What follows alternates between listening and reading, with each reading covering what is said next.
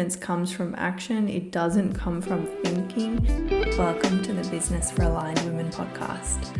I'm Honey. I'm a coach working primarily with women and specializing in aligned business, personal transformation, and embodiment. Each week here I'll be sharing business strategy, business advice, tips and tools for you to think more deeply, for you to get more self-aligned, and for you to start your week in the most conscious and intentional way possible. Welcome to this week's episode. This week we're going to be talking about a question that I received via Instagram. If you ever have a question or something that you would like me to talk about, or a topic that you would like me to cover, you know that support is always there. You can just send me a DM or an email. Just pop at the top podcast question so that I know what it's about, and I will put it on my list to cover later on.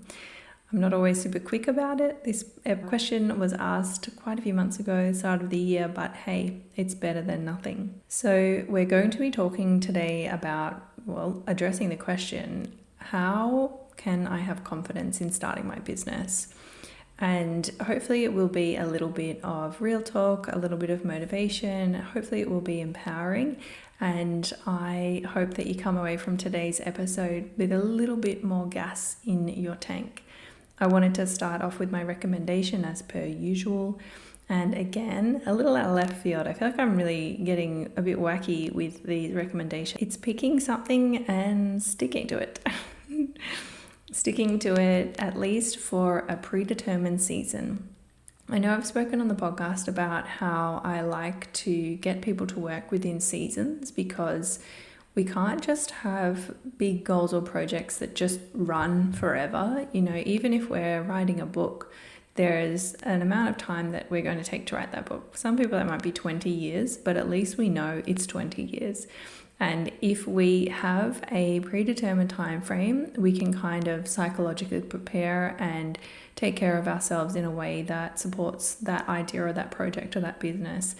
But it is something that I see really rarely in my clients and in my community, that people actually choose something, stick with it, see it out for the predetermined amount of time. Don't get distracted. Don't fall to the victim of, shiny carrot syndrome, and actually allow things to have the time that they require in order to percolate and to be created properly. So that is my recommendation for today. Choose something, commit to it, and stick to it. There's a beautiful quote that I used in my emails, my autumn musings emails from a few weeks ago. If you don't already receive my emails, I highly suggest subscribing, because especially those musings, or when I send through kind of journal prompts or embodiment tools, things like that, it's a really, really nice, gentle resource. And people absolutely love my musing emails. And in that, I used a quote from William H. Murray, I believe, and he was talking about how when we decide or when we commit to something, all of kind of Earth and Earth's magic moves in alignment with that decision. And often why we feel so stuck, or why we feel like we're kind of pushing crap up a hill, is because we haven't actually chosen, we haven't actually committed.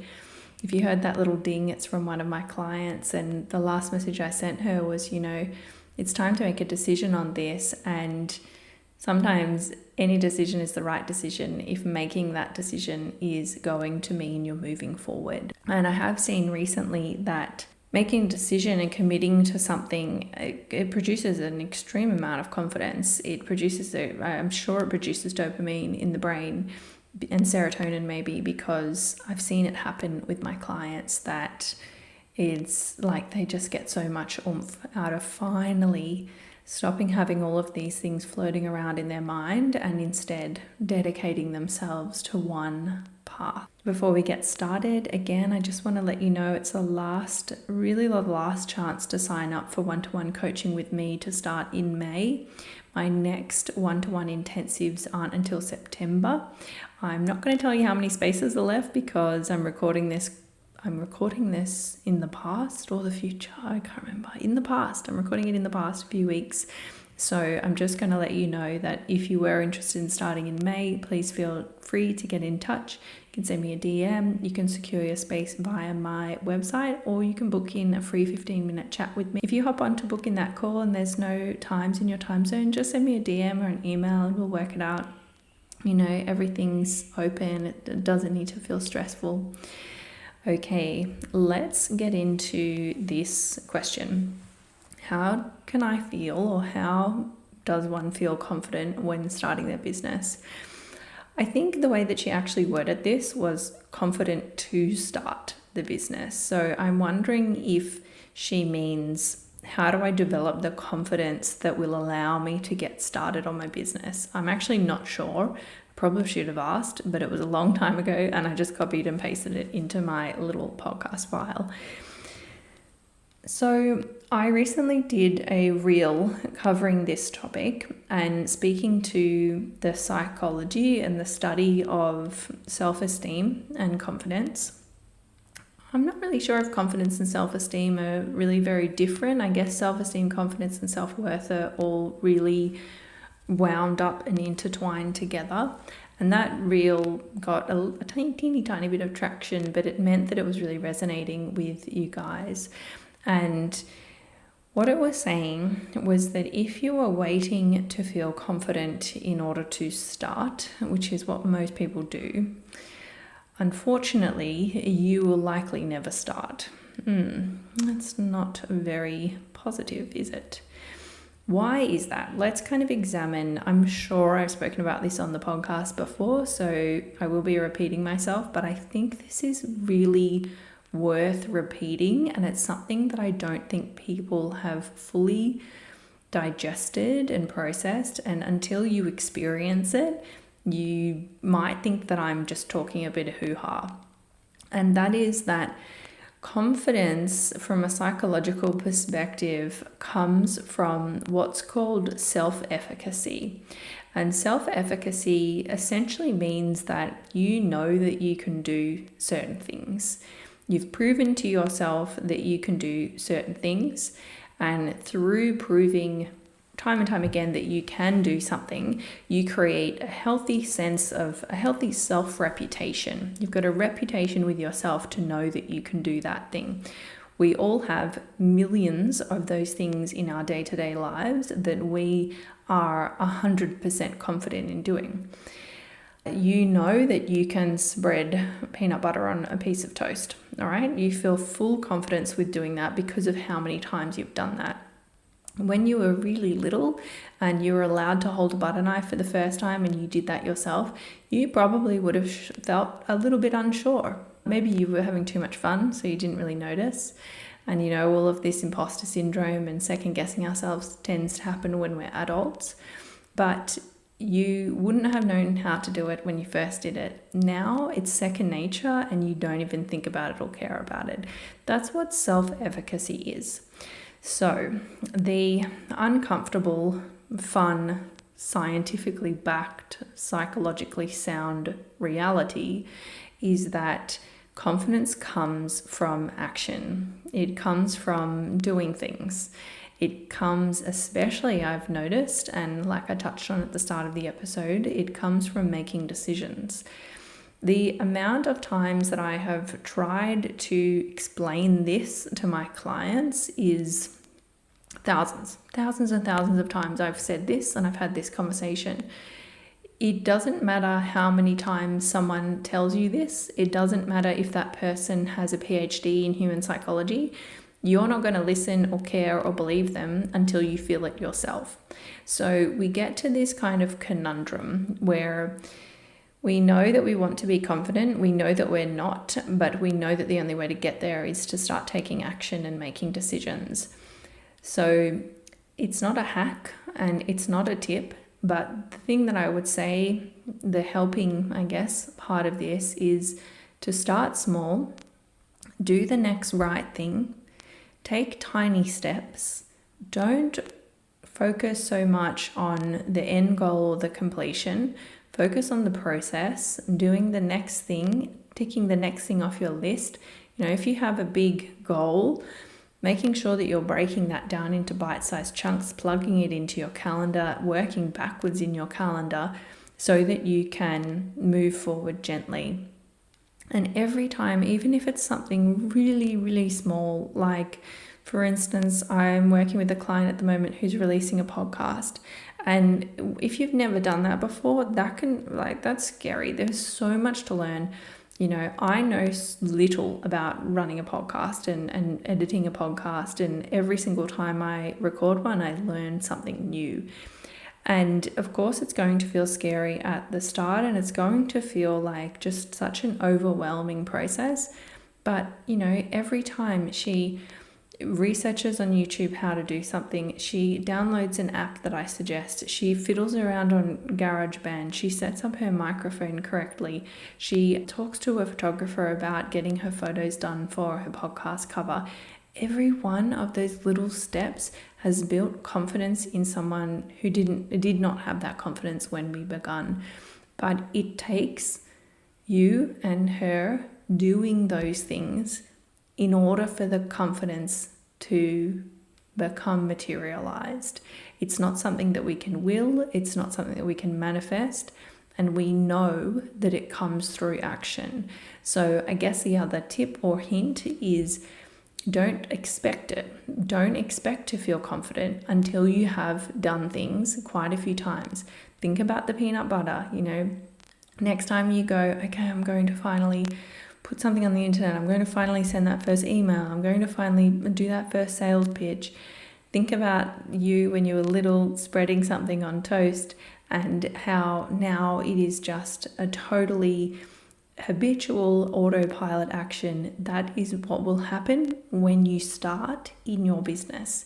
Everything will become autopilot, simple, easy. It's, not even worth thinking about. It's not something that you even process or you analyze because it's just becomes rote, honestly.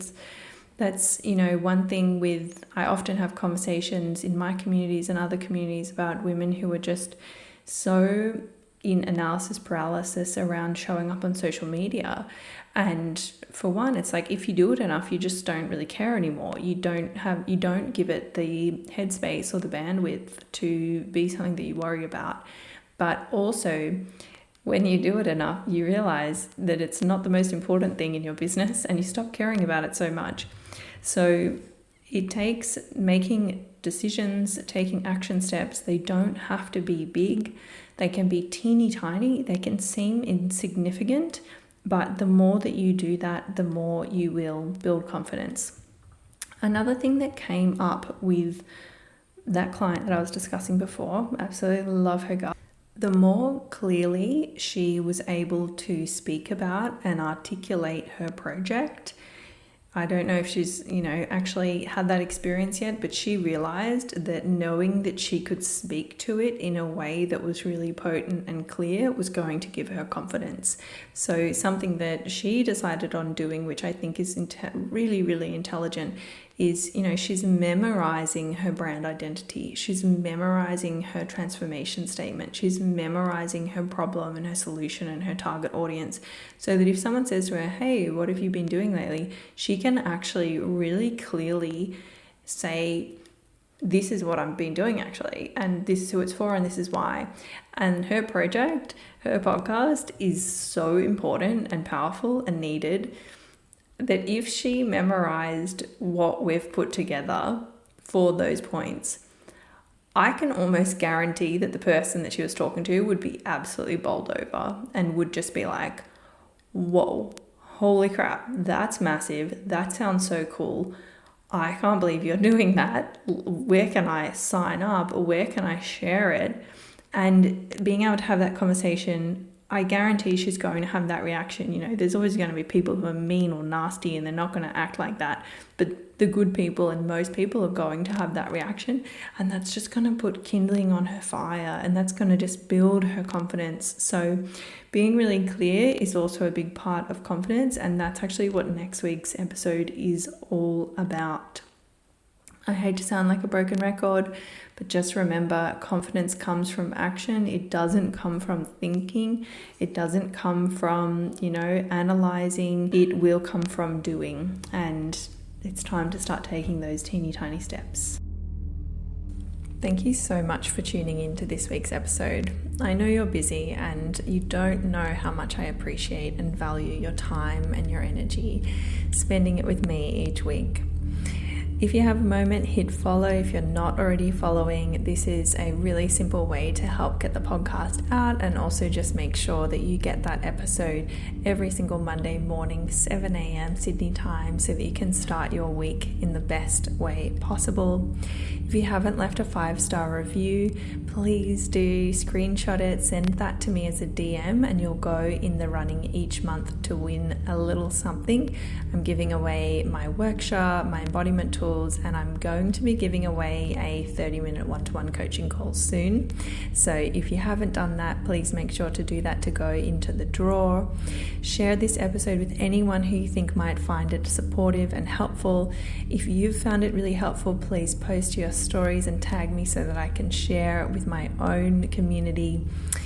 Follow everywhere at Honey Bashan Coaching or honeybashan.com, and you can also subscribe to receive direct emails from me in the show notes. And those emails are everything from, every second week I'll send you a little embodiment tool or a little bit of journaling, and also that's where you get my seasonal musings emails that everyone absolutely loves, and also any exclusive offers. There is always discounts in the show notes, so check out the show notes to see what goodies you can get. I'll see you next week.